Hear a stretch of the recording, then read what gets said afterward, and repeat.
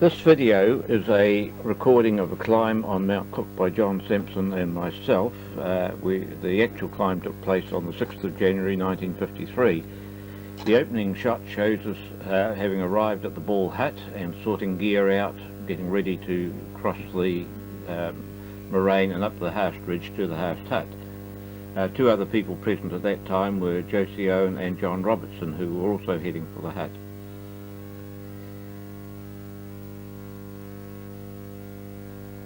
The old Series 1 Land Rover was parked away out of the way, and very shortly we would be crossing the moraine and on up the Harst Ridge.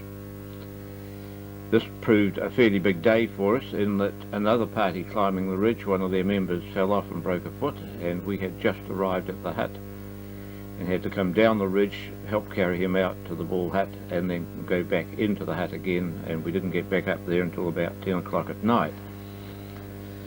So that left us with only 2 or 3 hours sleep before we were up and preparing to start on the climb.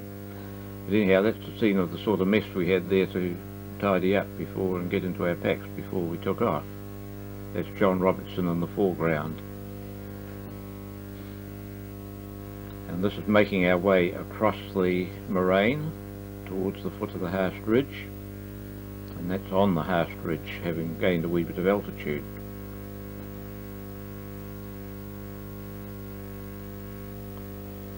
That's just another spot on the ridge, just looking out across the Tasman Glacier.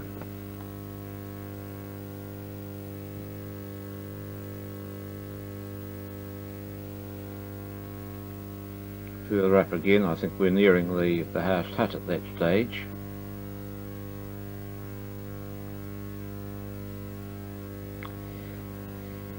Now this shot is the following morning. We had left the hut at 12:30 in the morning, and it's in the lower reaches of the Linda Glacier as light was coming to us. There was quite a big party of people on the mountain that day. I think 13 left the hut that morning. This is a view looking up towards the low peak of Cook. And after quite a shemozzle in the hut, getting away in the dark, and all the roped up people leaving off, we finally got out on the climb. This was coming out of the Linda and up onto the ridge below the summit rocks.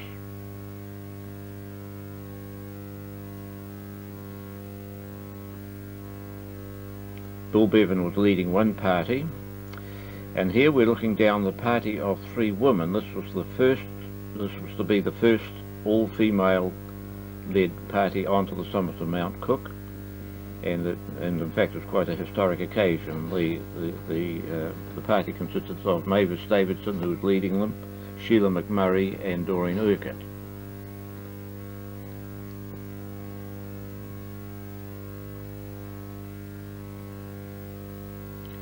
That's the view looking back down onto the Tasman Glacier. We're getting some real altitude here now, just below the summit rocks.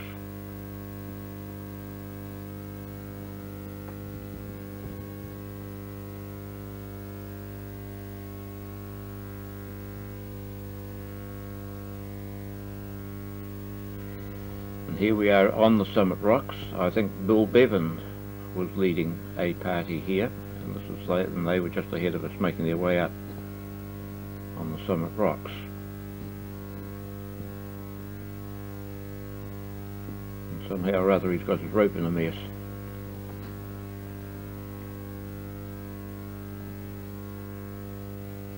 The conditions this day were absolutely perfect. It was still sunny and good snow and ice conditions.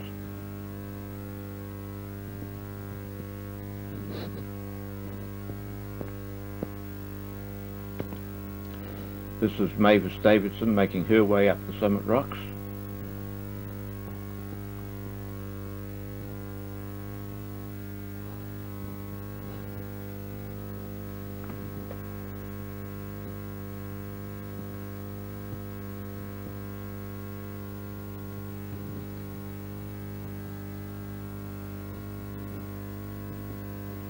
And this is just a view of some of the surrounding peaks.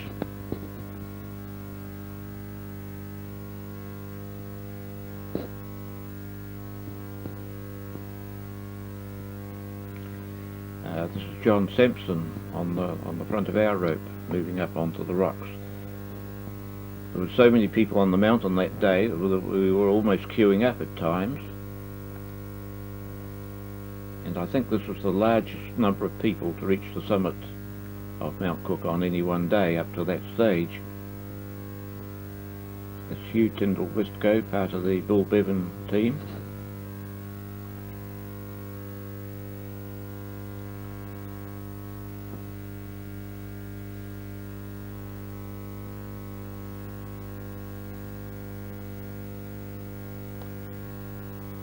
Right, now we are actually on the summit of Mount Cook, and the Bill Bevan team were doing a Grand Traverse that day, so they are moving off the summit and going down onto the summit ridge to subsequently go over the middle peak and the low peak and out down the hooker, and that's a view of that ridge.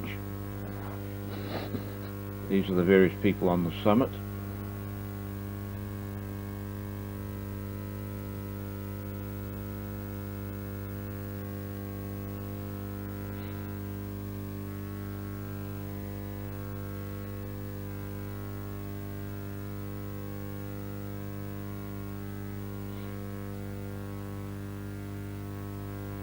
That's myself there, needing a shave.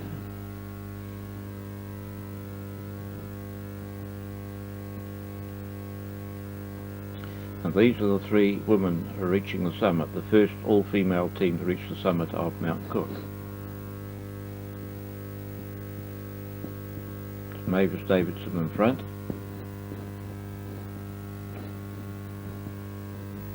Doreen Urquhart in the middle, and Sheila McMurray on the end. And this is on the descent. Again, I think we're looking at Mavis Davidson there getting off the summit rocks back onto the ice.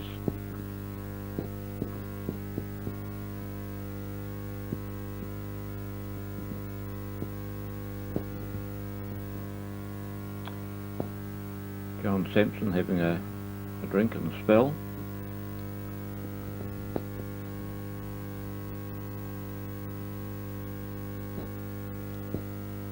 We spent about 2.5 hours on the summit, and altogether we were out nearly 24 hours by the time we got back to the hut. I think this was moving back through the lower end of the Linda Glacier before crossing the Grand Plateau and then back to the hut. Now this was the following day, and we went out for a climb on Mount Dixon.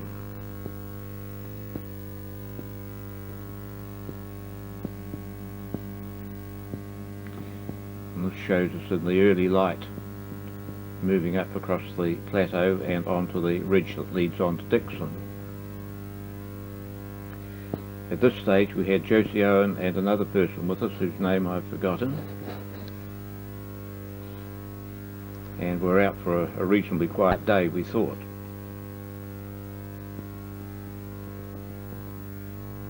And that's the ridge leading up onto Dixon.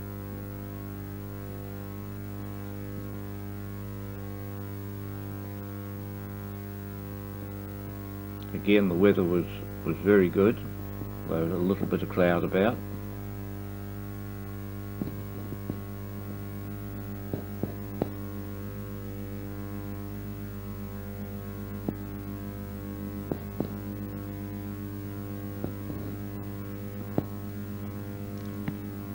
Somehow Dixon was proving to be probably a more difficult climb than Cook.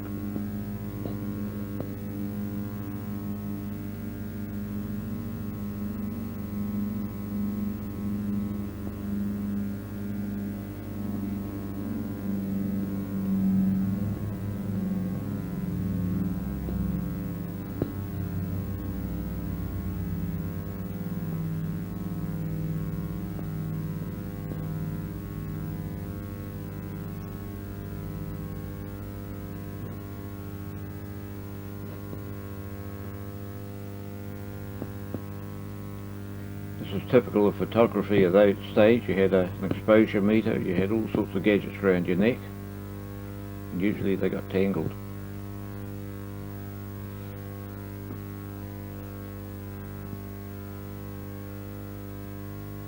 This was John Sampson on the lead of our rope moving up along the ridge.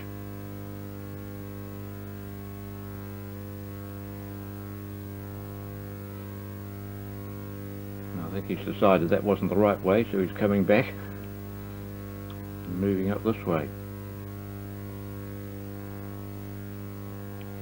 We didn't progress much past this point because round about here a rock rolled down and crushed Josie Owen's finger. So we used that as a good excuse to toss it in and head back to the hut.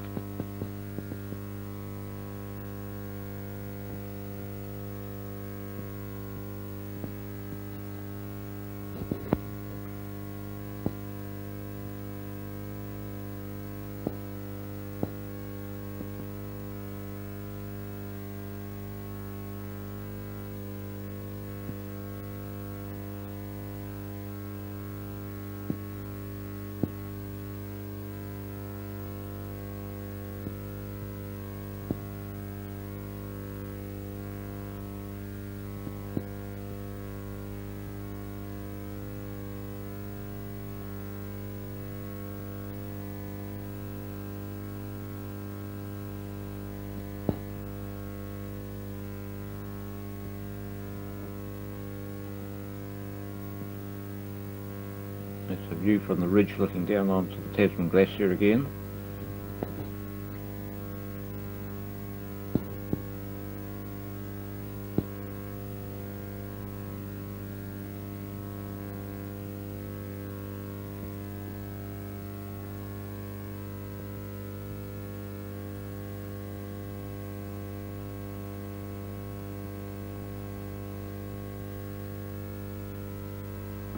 And at this stage we're heading back down.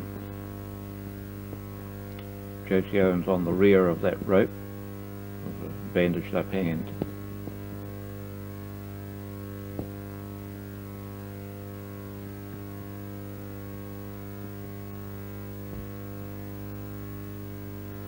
And that's back at the Haast hut. I think we spent the night there, and then, no we didn't, we went out that afternoon back down to the Ball hut. That's on the way down the Haast ridge. Tasman Glacier below.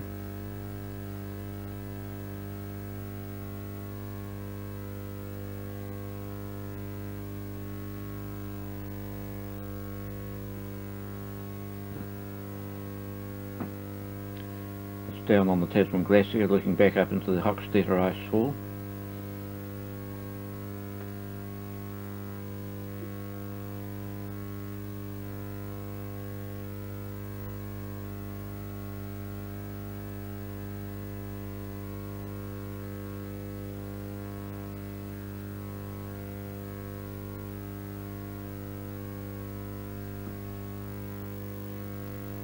And then down the road from the Ball hut through to the Hermitage.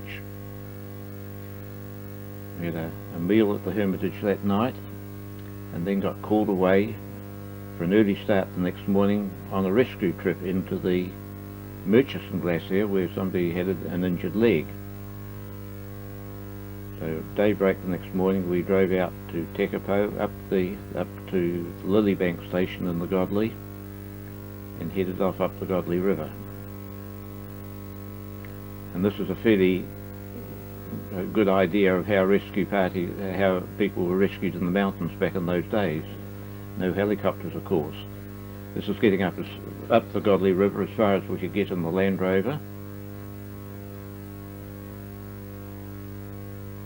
Then there was a trek up the riverbed to where the Richardson stream came in. From there we climbed up the Richardson stream onto the Richardson Coal, and an earlier party had already been into the glacier and got the injured person and was starting to head back out by the time we caught up. All up this rescue took 3 days. It would have taken about 30 minutes I think with a helicopter. This is dragging the sledge with the injured person up onto the Richardson Coal from the Murchison.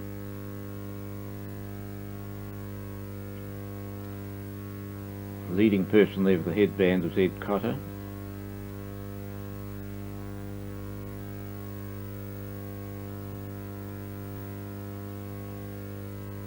There's a bit of a view back into the Murchison area.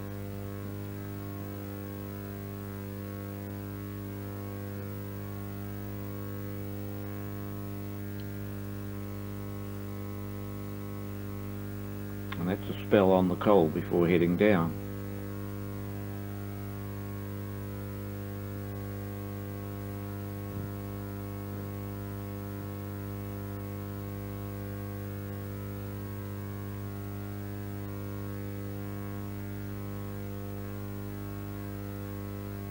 I don't know how the guy on the sledge was feeling, but he'd be hoping nobody let go, I should think.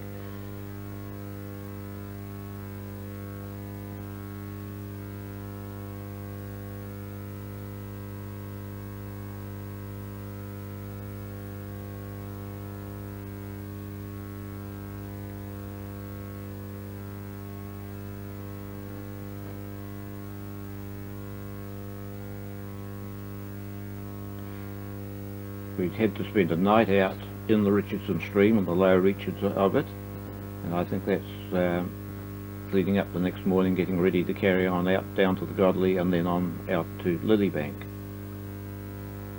By that stage there were quite a big group of people there, possibly up to 30, all involved in the rescue.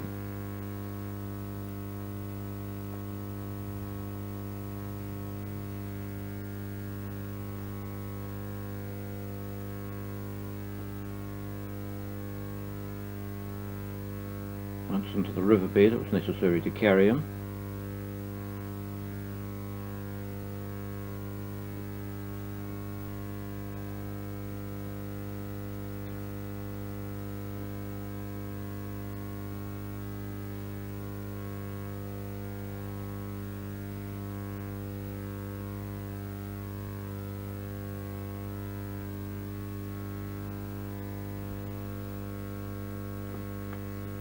Finally out at the Godley, the Lilybank station people were Alan Dick had organised pack horses, so they carried our packs and the injured guy was put up onto a horse as well.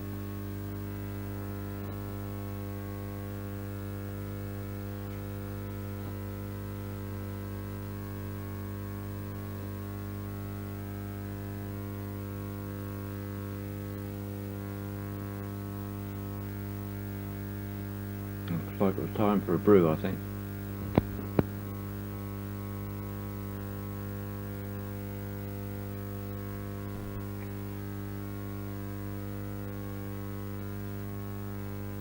Probably still about 10 miles to go down the riverbed, but much easier going now, and the packs were being carried by the pack horses.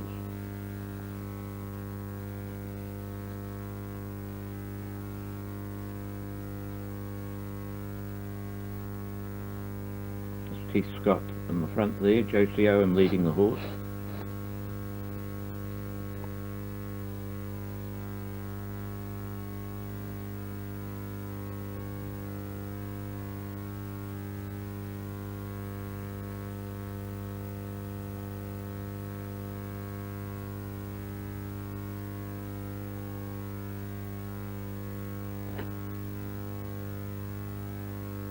And that's the view back up into the headwaters of the Godley.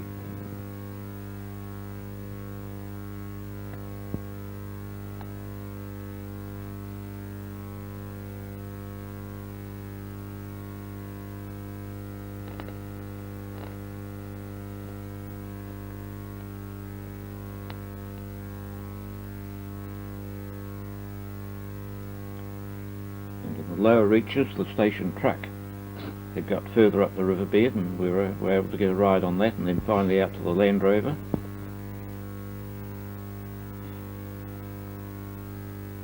As I said before, all that was a 3-day expedition to get that chap out of the Murchison. Lilybank turned on some drinks and food, and finally we're on our way back home to Christchurch.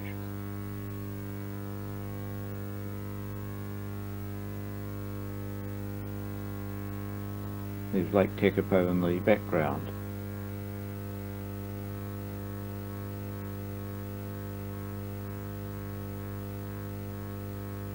And that's the trees round the Lilybank station.